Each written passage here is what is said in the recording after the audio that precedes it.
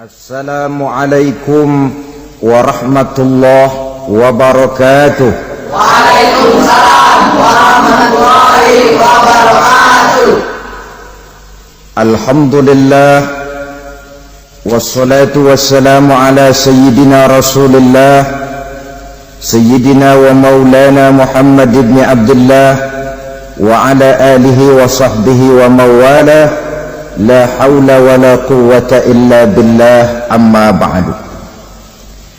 Bapak-bapak, ibu-ibu, saudara-saudara kaum muslimin rahimakumullah. Pada pertemuan yang lalu sudah saya jelaskan bahwa hidup selalu berakhir dengan kematian. Apabila datang kematian menimpa seseorang, datanglah kiamat baginya. Itu yang disebut dengan kiamat kecil. Hakikatnya mati adalah perpindahan dari kehidupan di dunia ini menuju kehidupan di alam barzakh. Menunggu kita di alam barzakh sampai datangnya saat kiamat. Entah 10 tahun, entah 100 tahun, entah 1000 tahun, hanya Allah saja yang maha tahu. Adapun orang-orang beriman yang melakukan amal kebajikan dalam kehidupan di dunia ini, masa penantian yang lama di alam barzakh buat mereka sebentar saja. Tetapi bagi orang-orang kafir yang ingkar, yang tidak beriman kepada Allah, yang hidup di dunia cuma menumpuk-numpuk dosa, tentu penantian di alam barzakh akan merupakan waktu yang sangat lama. Bukankah dalam kehidupan kita waktu itu memang relatif?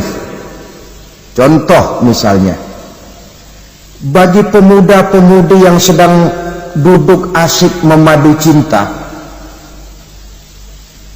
waktu 4-5 jam saja rasanya cuma 4-5 menit, tenggelam oleh keasikan. Tapi buat orang yang berbaring di rumah sakit, meratap di balik-balik apa itu tembok derita kata lagu,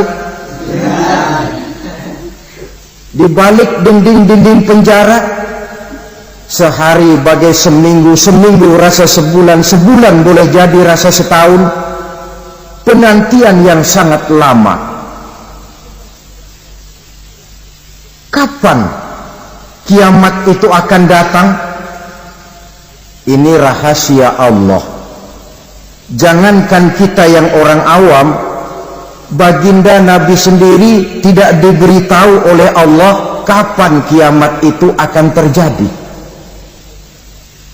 Tetapi sungguh pun demikian, banyak hadis-hadis yang menjelaskan ciri atau tanda-tanda datangnya kiamat.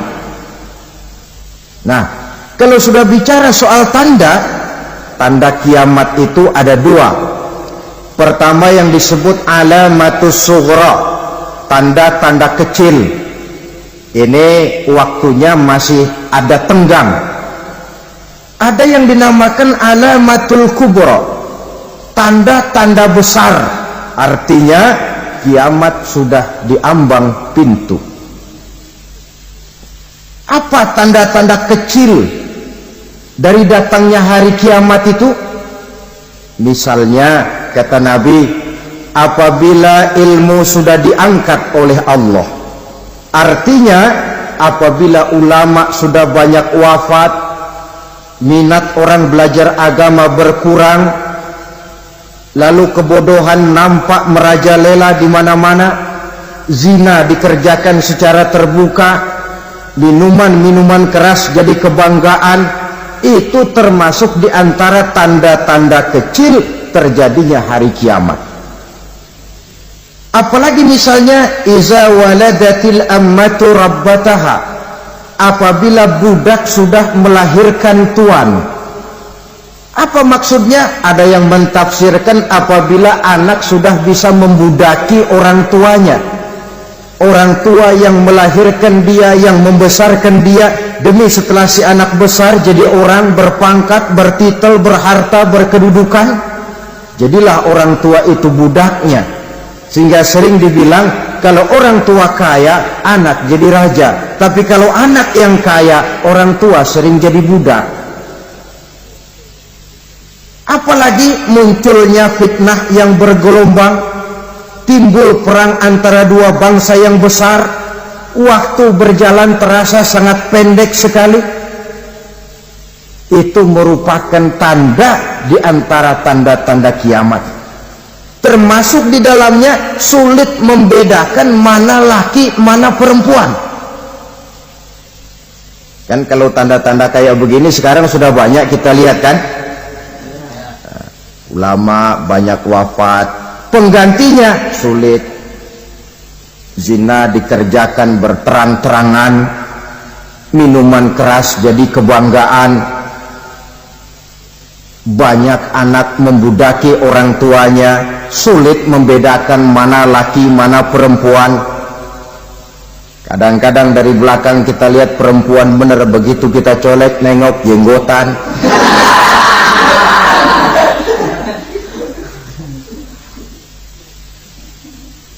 Ini termasuk tanda-tanda kecil, masih ada tenggang sampai akan terjadinya kiamat itu.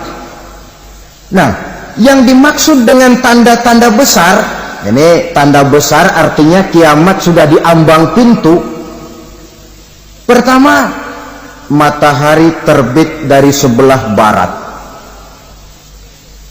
Apabila matahari sudah terbit dari arah sebelah barat, tertutuplah sudah pintu taubat. Bersabda Nabi kita, la taqumus sa'atu hatta tatlu'a syamsu min maghribiha. Tidak akan datang hari kiamat sampai matahari terbit dari arah sebelah barat.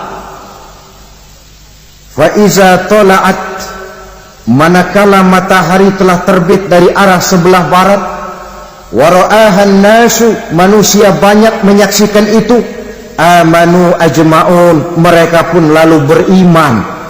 Yang tadinya kafir, yang tadinya ingkar, yang tadinya membangkang, setelah melihat matahari terbit dari sebelah barat, buru-buru beriman, berlomba-lomba mengucap dua kalimat syahadat. Tapi apa yang terjadi?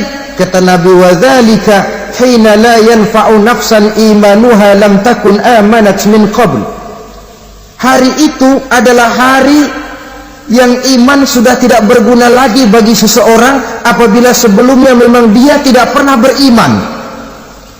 Au kasabat fi imaniha khaira, atau beriman tetapi tidak pernah melakukan kebajikan di dalam keimanannya itu. Hari yang sudah kasib, hari yang sudah terlambat, beriman tidak akan ada gunanya lagi. Ini pelajaran buat kita. Sebelum sang surya terbit dari sebelah barat, sebelum nafas sampai di tenggorokan, artinya pintu taubat masih terbuka. Kalau dua hal itu sudah terwujud, nafas sudah sampai di kerongkongan atau matahari sudah terbit dari arah sebelah barat, tertutuplah sudah pintu taubat.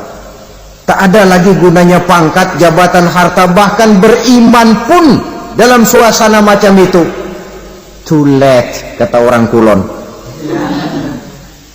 Sudah terlambat. Matahari terbit dari arah sebelah barat, itu tanda besar, artinya kiamat sudah di ambang pintu. Lalu apalagi tanda besar? Munculnya Dajjal. Dajjal artinya pendusta-pendusta yang menyesatkan manusia. Ada dua macam Dajjal, saudara. Ada Dajjal kecil, ini Dajjal kelas teri. Kalau ini sejak zaman Rasulullah sudah ada itu, tiap zaman ada. Di zaman Rasulullah misalnya ada yang bernama Aswad al-Unsi dari Yaman, ada yang namanya Musailamah al-Kazzab dari Yamama, ada yang namanya Ibnu Sayyad dari Madinah. Ini dajjal-dajjal di zaman Rasul. Musailamatul Kazzab memproklamirkan diri jadi nabi, dia di zaman Rasul masih hidup. Ini dajjal zaman Nabi. Di zaman sahabat muncul dajjal-dajjal. Di zaman kita sekarang ini dajjal-dajjal pun gentayangan. Dajjal-dajjal kelas teri. Kerjanya mendustakan manusia, menyesatkan manusia, memalingkan manusia dari jalan yang benar dan diridhoi oleh Allah Subhanahu wa ta'ala. Adapun yang merupakan tanda besar dari datangnya kiamat, dajjal-dajjal kelas kakap, pembohong-pembohong besar yang menyesatkan masyarakat manusia berpaling dari jalan Allah mengikuti jalan mereka.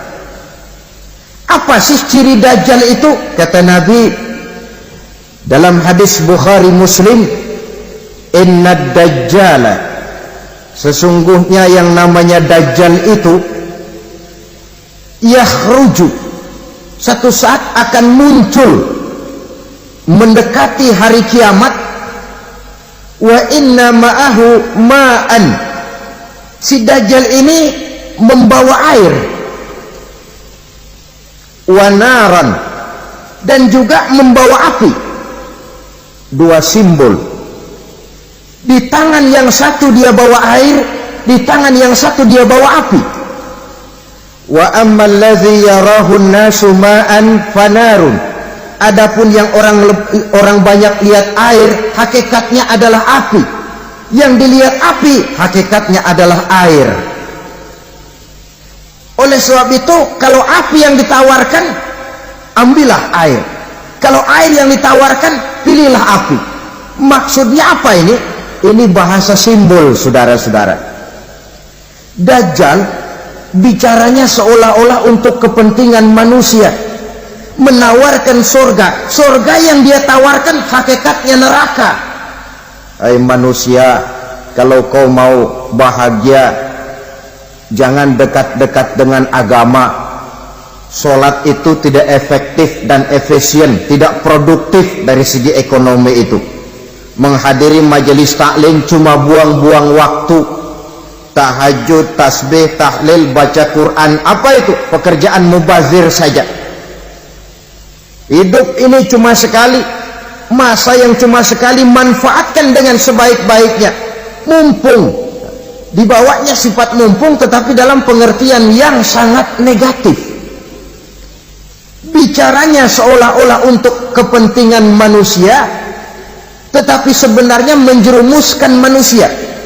Menawarkan air, tapi sebenarnya api. Menawarkan api, tapi hakikatnya air. Buat apa kamu sholat? Buat apa kamu bayar zakat? Buat apa kamu puasa? Surga yang dicanangkan Dajjal, hakikatnya neraka. Neraka yang digambarkan Dajjal, pada dasarnya adalah surga. Jadi memutarbalikkan fakta itu kerjaan Dajjal. Yang hak jadi batil, yang batil dibilang hak, yang benar jadi salah, yang salah malah jadi benar. Tuntunan disuruh jadi tontonan, tontonan malah menjadi tuntunan. Itu pekerjaan Dajjal profesinya. Zamannya Nabi Adam, Dajjalnya kan iblis. Betul? Betul. Apa sih dan kerayuan iblis itu? Allah setelah menciptakan Nabi Adam kan bilang, Adam, kau dan istrimu Hawa tinggal di surga ini. Seluruh fasilitas yang ada di surga persilahkan kau nikmati. Satu yang tidak boleh, jangan coba-coba dekati pohon khuldi. Dekat saja jangan, apalagi sampai memetiknya. Datang Dajjal yang namanya iblis ini. Adam, kamu tahu nggak kenapa tidak boleh makan buah khuldi? Ya nggak tahu, pokoknya saya dilarang. Bodoh kamu Dam. Khuldun artinya kekal. Kalau kamu makan itu buah, kau akan kekal di surga buat selamanya. Allah tidak kepengen, maka dilarang kamu makan buah khuldi. Kalau kau ingin kekal di surga Adam, makan saja. Saya bicara begini ini untuk kepentingan kamu Adam. Ini kan ciri-ciri Dajjal. Bicaranya sih seolah-olah untuk kepentingan Nabi Adam, hakikat sebenarnya menjerumuskan Nabi Adam supaya ingkar dan melanggar larangan dari Allah Subhanahu wa ta'ala. Jadi setelah muncul Dajjal, timbul kekacauan-kekacauan di masyarakat. Banyak yang terpengaruh, terpedaya dan terpesona, termasuk mereka yang memproklamirkan diri jadi nabi, mereka yang memproklamirkan diri jadi rasul di zaman sesudah Rasulullah wafat. Itu adalah Dajjal. Maka saya ingatkan, kalau di zaman kita sekarang ini ada orang ngaku jadi nabi, ada orang ngaku jadi rasul, biar bahasa Arabnya kental, Quran hafal, hadis ribuan hadis hafal, biar pakai serban sampai menyengser ke tanah, bahasa Arabnya fasih, tapi dia mengaku jadi nabi, jadi rasul. Kita umat Islam wajib tidak percaya, wajib untuk tidak percaya. Itulah Dajjal zaman kita sekarang ini. Tidak mustahil mereka datang mempengaruhi orang-orang awam supaya berpaling dari Rasulullah, mengikuti mereka. Nah, di akhir zaman nanti, mendekati hari kiamat, Dajjal ini muncul, Dajjal kelas kakap, menyesatkan masyarakat manusia untuk berpaling dari Islam, mengikuti seruan mereka. Apalagi di antara datangnya kiamat itu, tanda yang besar itu, turunnya Nabiullah Isa al-Masih, putra Maryam. Menurut berbagai hadis yang sahih, Nabi Isa al-Masih nanti akan turun lagi, tidak membawa risalah yang baru, tapi meluruskan risalah Islam ini yang telah banyak ditinggalkan oleh masyarakat.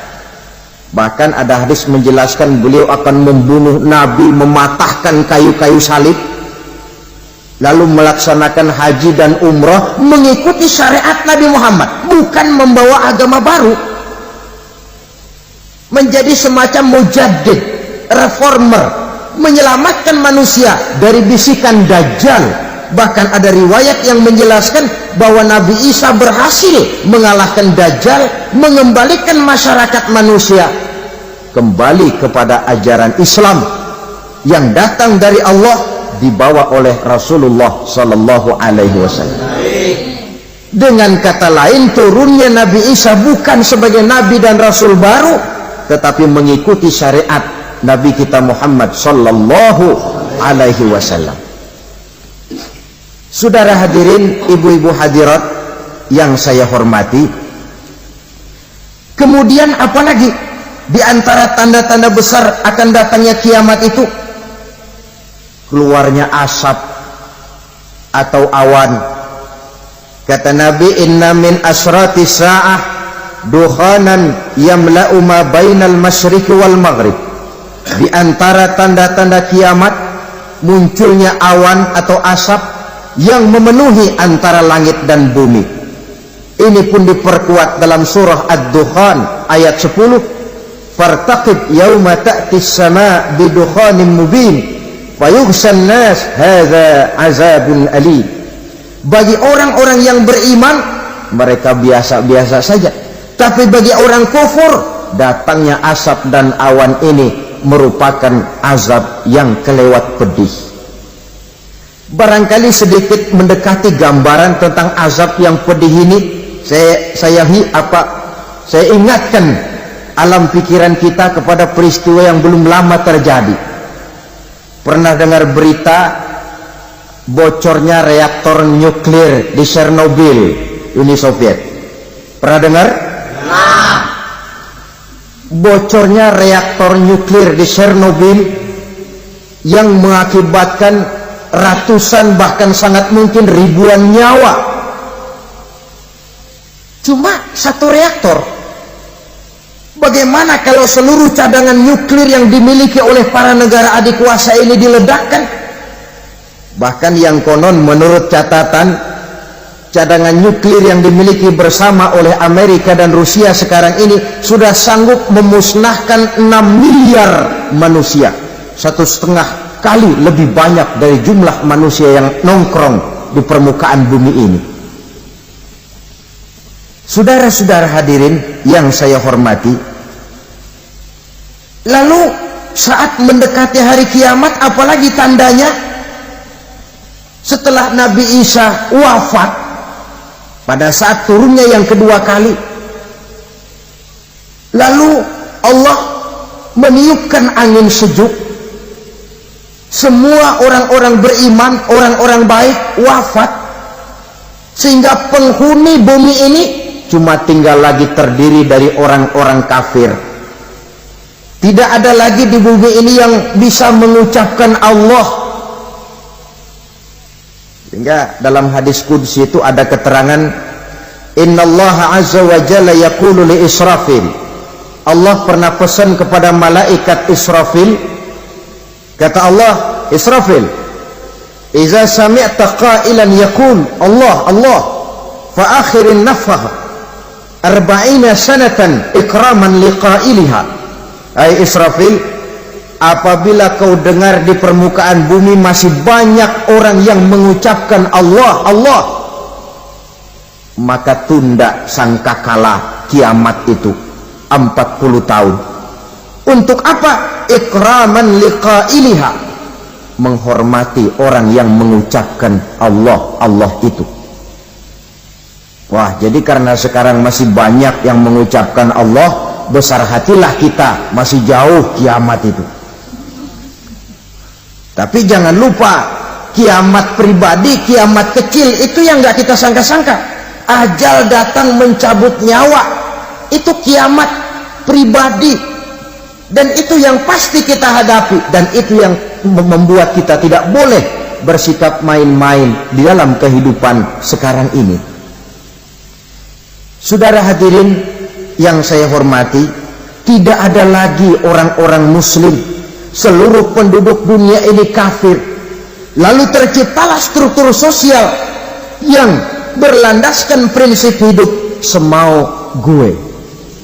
Bakal terjadilah prinsip di mana yang kaya menyantap yang miskin, yang kuat menindas yang lemah.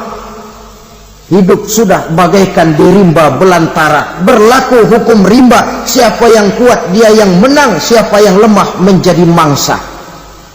Timbul kekacauan, maksiat merajalela, munkarat menjadi-jadi, sehingga isi bumi ini penuh dengan segala macam perbuatan dosa.